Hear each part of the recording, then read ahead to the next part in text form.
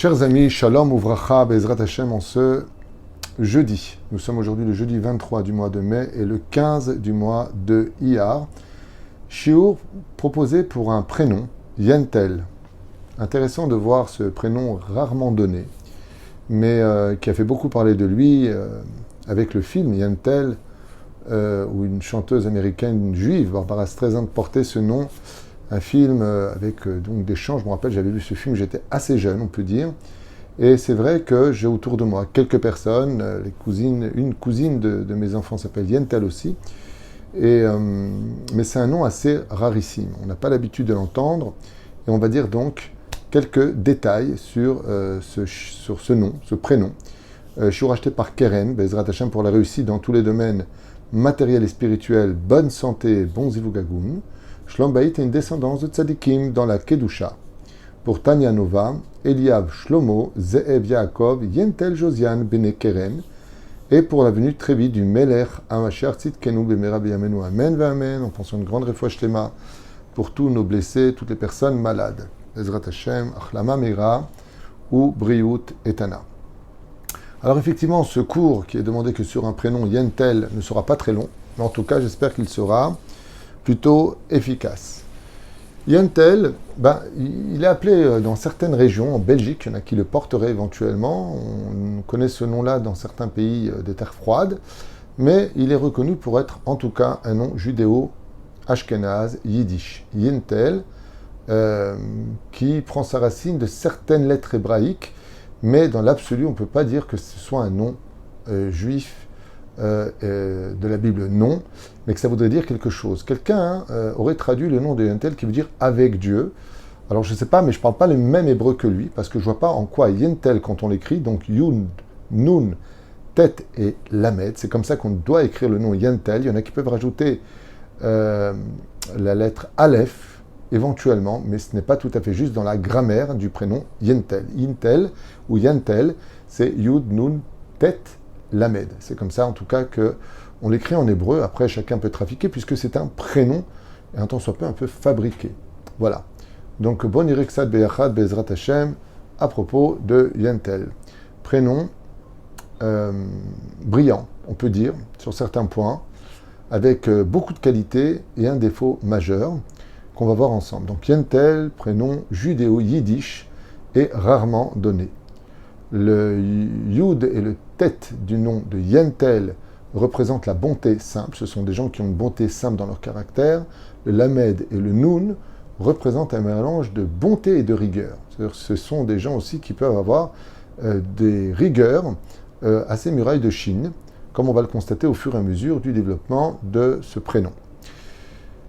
Personne possédant un certain charme et une originalité qui lui confère une notoriété. En général, les filles qui s'appellent Yentel ne passent pas inaperçues.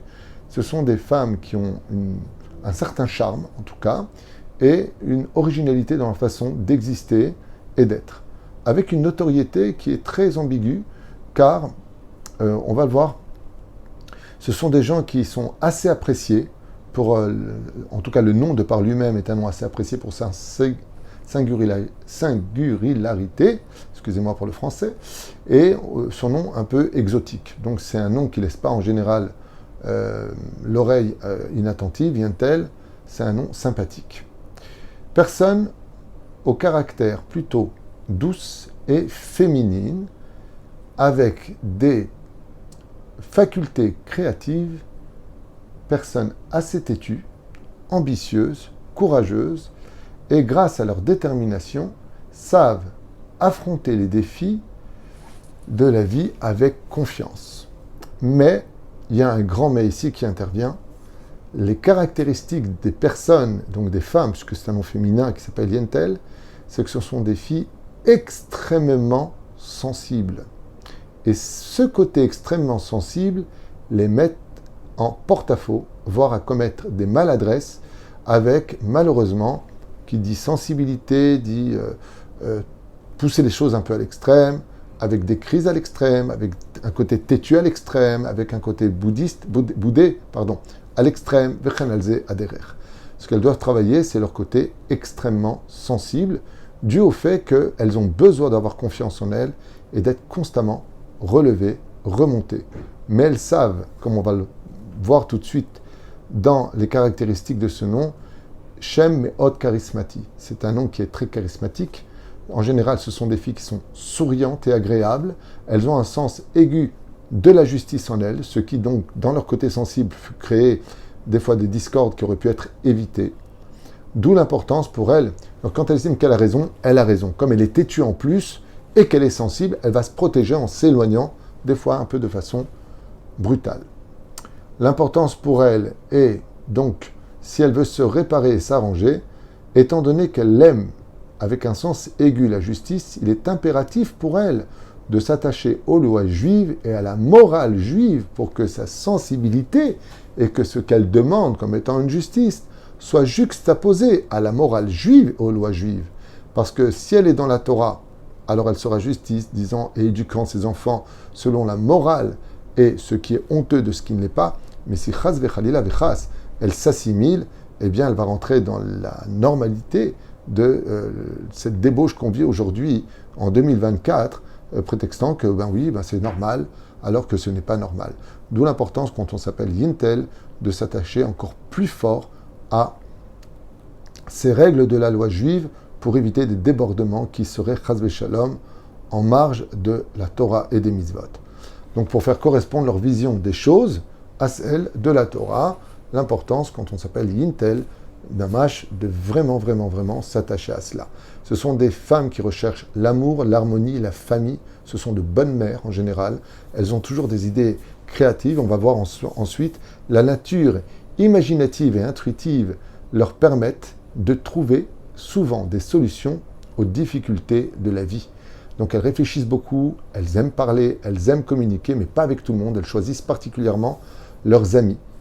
Très sélectif d'ailleurs dans ce domaine. Et c'est aussi s'éloigner des personnes néfastes. Souvent perçues comme des personnes sympathiques, donc et sociales, et ont le don de mettre à l'aise facilement toutes les personnes, en tout cas qu'elles désirent avoir dans son entourage, mais deviennent dures avec tout ce qui est, tout ce qui touche à la sécurité de leur foyer, mari, enfant, parnassa et autres.